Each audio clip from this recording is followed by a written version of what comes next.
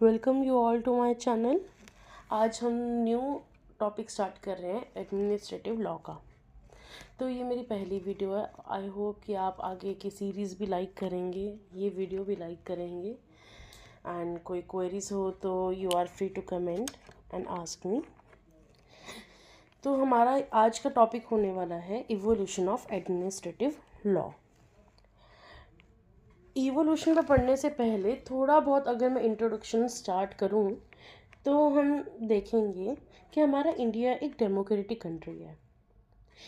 आज के टाइम पे हम एक डेमोक्रेटिक हैं। कुछ टाइम पहले हम भी मोनार्की में थे, ठीक है। हमारी गवर्नमेंट का नेचर कैसा है? फ़िलहाल हमारी गवर्नमेंट का नेचर है federal form of government plus quasi federal. ये दोनों ही नेचर हमारी गवर्नमेंट की हैं। ये नेचर हमें federal plus quasi federal nature, इससे मिलता है हमें एक पावर जो कि होती है हमारी सेपरेशन ऑफ पावर। हमारी गवर्नमेंट को सेपरेशन ऑफ पावर मिला है। सेपरेशन ऑफ पावर आगे हमारा फर्दर 3 टाइप्स में बटा हुआ है।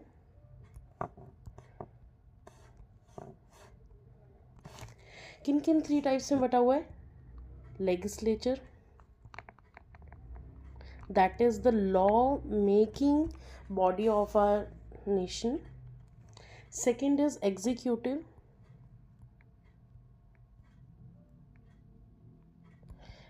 वी ऑल नो, जो कि हमारे जो लॉज बनते हैं उनको इम्प्लीमेंट कराते हैं, है ना।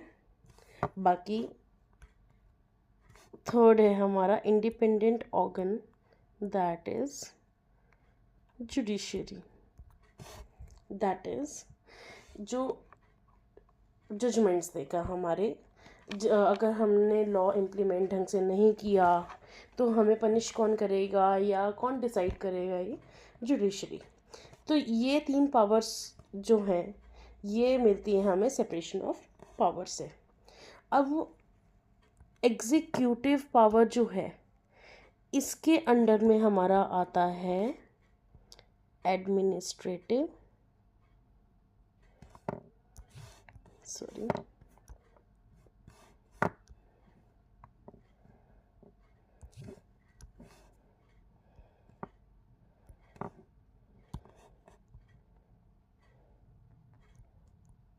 administrative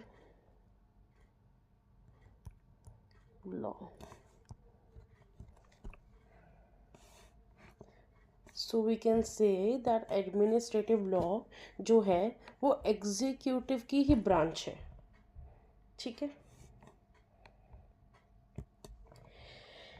एक स्टेट में एडमिनिस्ट्रेटिव लॉ जो है वो डील करता है पावर्स प्लस फंक्शंस के। जो भी एडमिनिस्ट्रेटिव अथॉरिटीज़ बांटी जाती हैं, अलग अलग फंक्शंस के लिए अलग अलग एडमिनिस्ट्रेटिव अथॉरिटीज़ बनाई जाती हैं, जो कि हमारा स्टेट गवर्नमेंट या हमारा गवर्नमेंट ही करता है, ठीक है। एडमिनिस्ट्रेटिव लॉ हमारा रिलेशन बताता है हमारी गवर्नमेंट के साथ। एंड ऑब्वियसली हमारा जो ये एडमिनिस्ट्रेटिव लॉ है ये कोडिफाइड नहीं है, नॉट कोडिफाइड।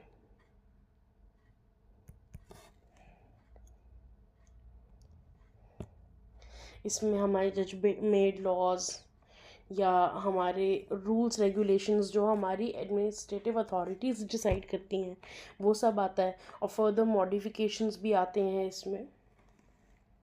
तो ये एक बेसिक इंट्रोडक्शन है कि what is administrative law. I hope आपको समझ आया होगा। अगर अब फर्दर हम चलें आगे तो हमें समझना होगा कि एडमिनिस्ट्रेटिव लॉ इवॉल्व कहाँ से हुआ।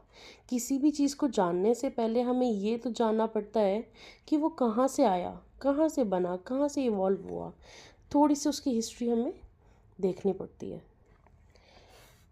तो अगर मैं अभी आपको एकदम से सारी चीज़ ना दिखा के एक बेसिक कॉन्सेप्ट पे लेकर चलूँ, जिससे आपको अगर आपने ये समझ लिया तो आपको सब कुछ समझ आ जाएगा। जैसे कि हमारा पहले स्टेट था, कोई भी स्टेट, हम फिलहाल के लिए जनरल में लेके चल रहे हैं। जब इस पे कोई ना कोई किंग या फिर कोई एक एक पर्सनल इंडिविजुअल भी या एक ग्रुप भी अगर इस पे रूल करता था, तो तब हमारे पास लिमिटेड फंक्शंस थे,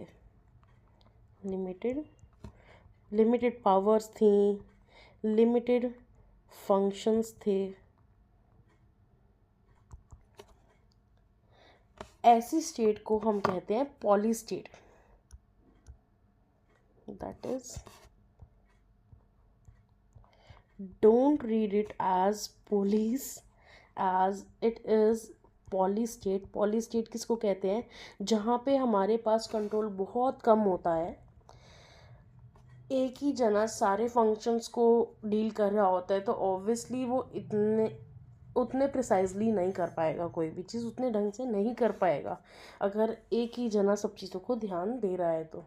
जैसे कि हमारे राजा महाराजा करते थे, सारी चीज़ें वही करते थे, एग्जीक्यूटिव भी वही थे, जुडिशरी भी वही थे, उस टाइम पे लॉ भी वही बनाते थे, है ना। तो तब हमारा स्टेट पॉली स्टेट कहलाता था। धीरे धीरे जैसे इवॉल्व हुआ, चेंजेस आए, है ना, तो हमारा स्टेट बन गया social welfare state. Social welfare state.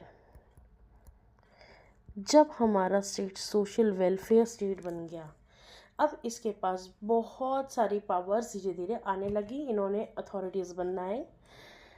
Social welfare state से ही इवॉल्व हुआ हमारा एडमिनिस्ट्रेटिव लॉ। बेसिक कहानी यही है कि पहले हमारा स्टेट पॉली स्टेट था, जिसके पास लिमिटेड फंक्शंस थे, लेजिस फेयर का प्रिंसिपल अप्लाई होता था जहाँ पे, है ना। देन धीरे धीरे धीरे करके बहुत सारी चेंजेस आए हमारे स्टेट पे। फिर हमारा स्टेट बना social welfare state. Social welfare state से ही हमारा एडमिनिस्ट्रेटिव लॉ का जन्म हुआ या इवॉल्व हुआ, जहाँ पे हमें ये समझ आ गया, तो हम इसी प्रिंसिपल को अप्लाई करके हमारी वर्ल्ड में कैसे इवॉल्व हुआ administrative law, as well as हमारे इंडिया में कैसे इवॉल्व हुआ, यही बेसिक स्ट्रक्चर है। बाकी फर्दर हम अब देखेंगे।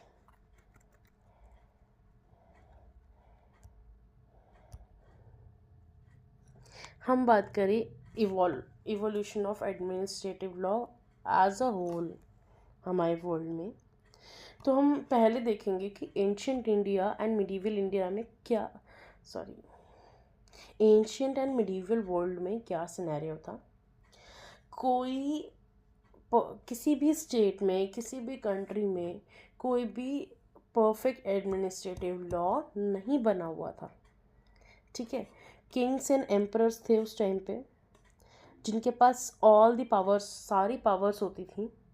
वही लॉ मेक करते थे, लेजिस्लेशन का काम करते थे, एग्जीक्यूशन का काम करते थे, जस्टिस का काम हमारे किंग्स ही करते थे, जिनको मैंने थोड़ी देर पहले आपको बताया था कि पॉली स्टेट कहा जाता था, है ना।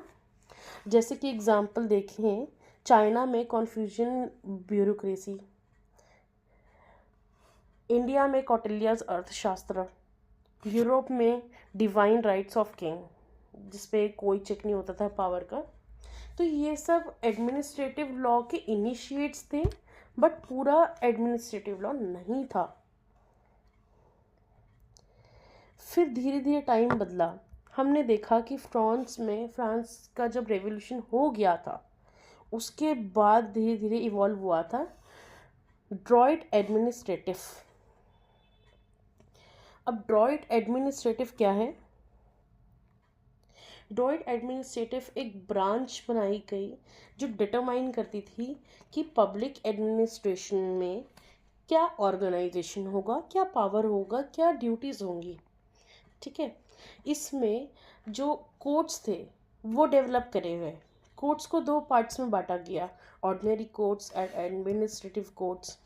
ऑर्डिनरी कोर्ट्स सिविल सूट से रिलेट करते थे, जो एक दो सब्जेक्ट मैटर्स के अंडर अंडर डील करते थे। दूसरी थी एडमिनिस्ट्रेटिव कोर्ट्स थी, जो सब्जेक्ट एंड स्टेट के बिटवीन रिलेट करते थे। ठीक है।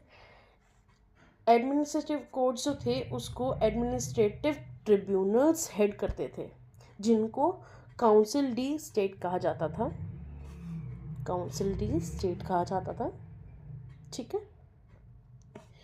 और इसको सपोर्ट किया था नेपोलियन बोनापार्ट ने 18th सेंचुरी में।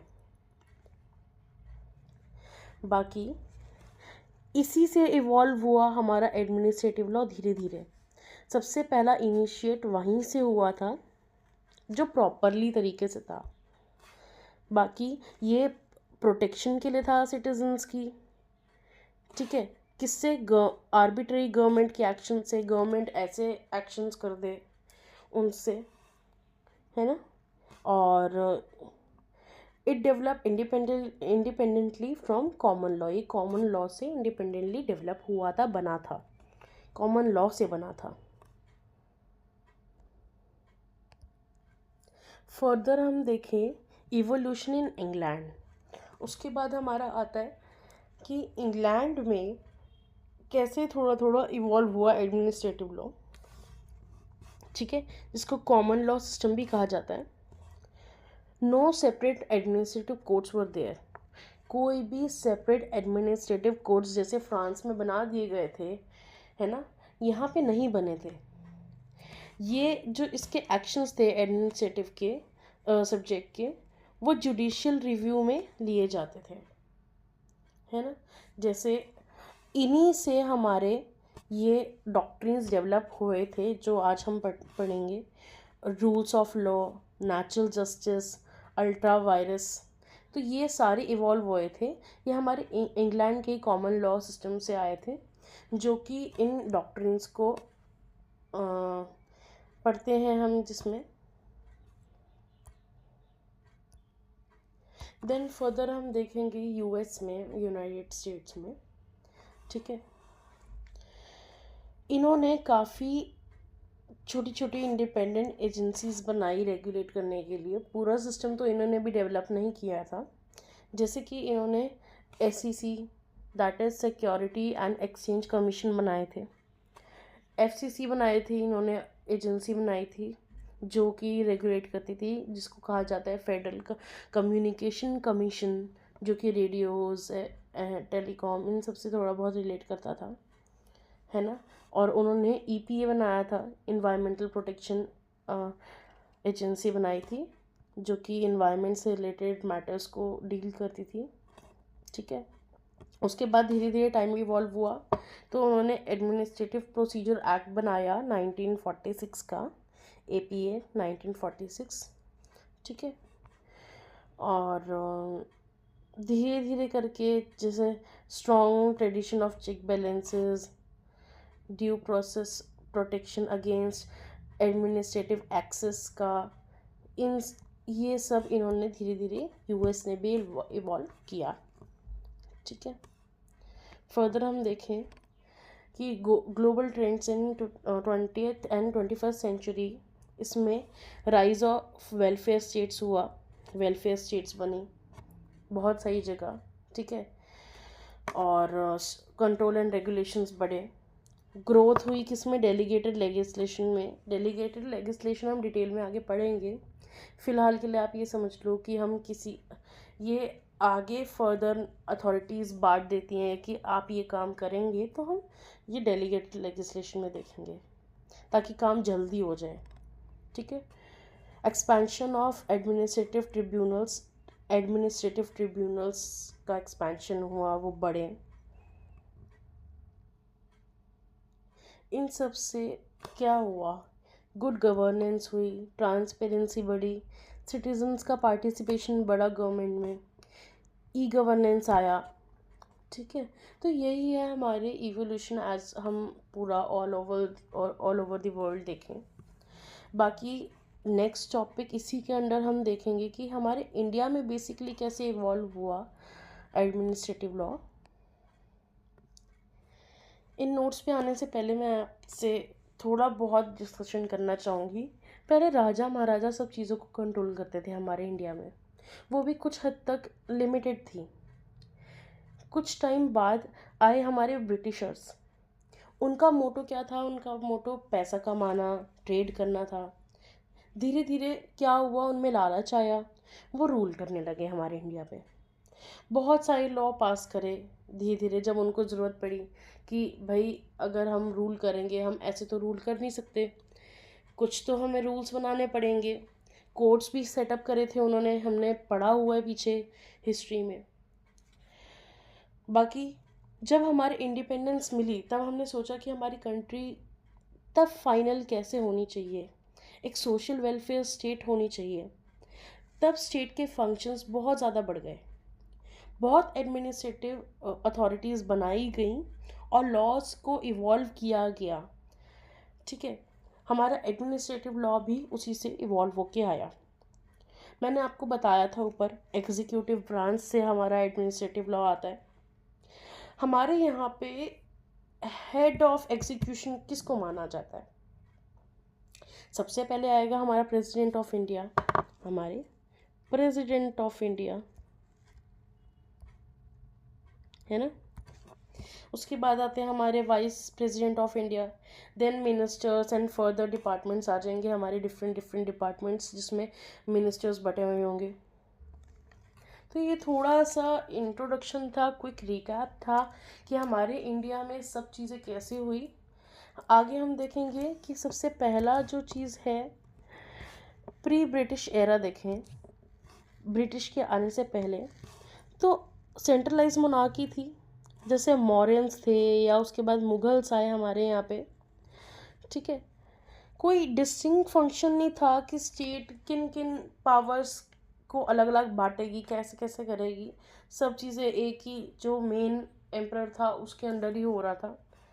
ठीक है, हाँ, बट ये था कि उस टाइम पे भी विलेज पंचायत थी, है ना। फिर धीरे धीरे हमारे यहाँ पे ब्रिटिशर्स आने लगे। ब्रिटिशर्स ने जब रूल करना चालू किया तो उन्होंने थोड़े थोड़े कॉडिफाइड लॉज बनाने लगे। Civil services, rule of law, delegated legislation, ये सब चालू हुआ हमारे इंडिया में। जुडिशरी जो थी वो एडमिनिस्ट्रेटिव एक्शंस को रिव्यू करना चालू कर दिया था, उन्होंने देखना चालू कर दिया था कि कैसे है कैसे नहीं है। फिर धीरे धीरे जब हम इंडिपेंडेंस की तरफ बढ़ने लगे तो उससे पहले पीरियड आया था हमारा post independence era.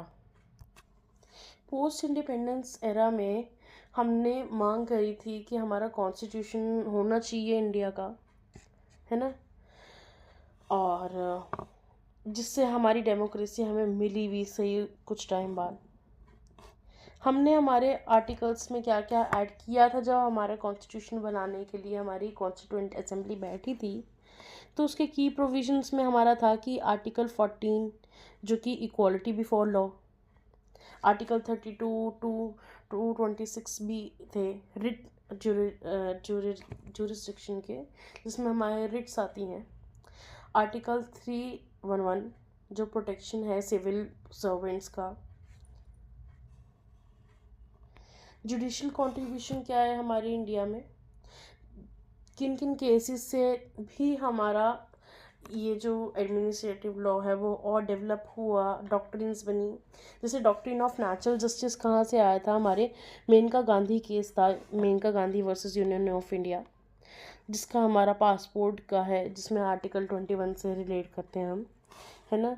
Rule of law है जिसमें एक कृपक का केस है, लेगिटिमेट एक्सपेक्टेशन है, प्रोपोर्शनैलिटी है। ये सब डॉक्ट्रिन्स हमारे जुडिशियल केसेस से ही तो इवॉल्व हुए हैं।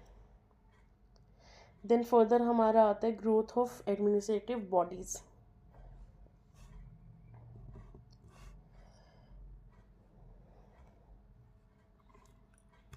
जिसमें हमारे एडमिनिस्ट्रेटिव बॉडीज़ को अथॉरिटीज़ बनाई गई, ठीक है, एंड उनके अंडर में रूल्स रेगुलेशंस बांटे गए, जिसमें हमारे ट्रिब्यूनल्स बनाए गए। ट्रिब्यूनल्स जैसे CAT, CAT, central administrative tribunal, जिसकी फुल फॉर्म है NGT, नेशनल ग्रीन ट्रिब्यूनल। ये सारे ट्रिब्यूनल्स बनाए गए ताकि चीज़ों को इन बॉडीज़ को ट्रिब्यूनल्स देखे, एडमिनिस्ट्रेशन करे इस पे। रेगुलेटरी बॉडीज़ बनाई गई, सेबी जैसी, SEBI, that is security and exchange board of India, TRAI जैसे, telecom regulatory authority of India. Important laws आए, एडमिनिस्ट्रेटिव ट्रिब्यूनल एक्ट 1985 आया ग्रोथ में हमारे, है ना। राइट टू इंफॉर्मेशन एक्ट आया 2005 का। हम आगे हमारे प्रेजेंट ट्रेंड्स में देखें तो हमारा भी क्या ग्रेट फोकस होता है कि ट्रांसपेरेंसी हो, अकाउंटेबिलिटी हो, गवर्नेंस, पार्टिसिपेशन ऑफ सिटीजन्स बढ़े, है ना, digital India, RTI, right to information, Lokpal act, है ना। ये हमारे प्रोग्रेस के सारे एग्जाम्पल्स हैं। फाइनली अगर हम कंक्लूड करें हमारे इवोल्यूशन को, तो administrative law has evolve globally, ये पूरे वर्ल्ड में इवॉल्व हुआ है, ठीक है। फ्रॉम अनचेक रॉयल पावर्स, जहाँ पे मोनार्की, एक तरह से हम समझे मोनार्की से इवॉल्व हुआ है धीरे धीरे, जब हमारा फिर सोशल वेलफेयर स्टेट बना, है ना, लीगल सिस्टम बना, fairness, accountability and protection of rights के लिए। In India this journey continues with the active role of, किन किन का एक्टिव रोल रहा हमारे इंडिया में एडमिनिस्ट्रेटिव लॉ के लिए, कॉन्स्टिट्यूशन का, जुडिशरी का, मॉडर्न इंस्टीट्यूट्स जो हमारी अथॉरिटीज़ बांटी गई हैं, ट्रिब्यूनल्स बांटे गए हैं, बॉडीज़ बनाई गई हैं, तो इनका ये रोल रहा है। आई होप कि आपको मेरा ये सब समझ आया होगा। मैंने जितना हो सका अच्छे से आपको समझाने की कोशिश करी है। बाकी मैं अभी आपको हिंदी नोट्स भी दिखा देती हूँ। जो हिंदी मीडियम से हैं उनको भी ये PDF मिल जाएगी, आप देख सकते हैं। प्रशासनिक विधि का विकास, प्राचीन एवं मध्यकालीन विश्व, इसमें वही सारा जो मैंने इंग्लिश में ऊपर में समझाया है इजी लैंग्वेज में, वही हिंदी में पूरा पूरा है। ड्रॉइट एडमिनिस्ट्रेटिव सिस्टम जो फ्रांस का आया था हमारे। फिर इंग्लैंड में हमने पढ़ा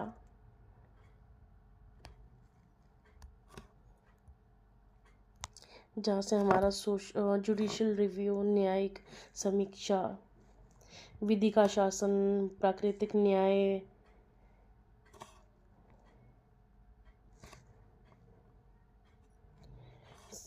फिर हमारा संयुक्त राज्य अमेरिका, USA से रिलेटेड सब चीज़ें सारे नोट्स में है। I hope you will like this video, subscribe to my channel and doubts हो तो कमेंट सेक्शन में, या फिर आप मुझे मेल भी कर सकते हैं। नोट्स के लिए आप मुझे मेल कर सकते हैं।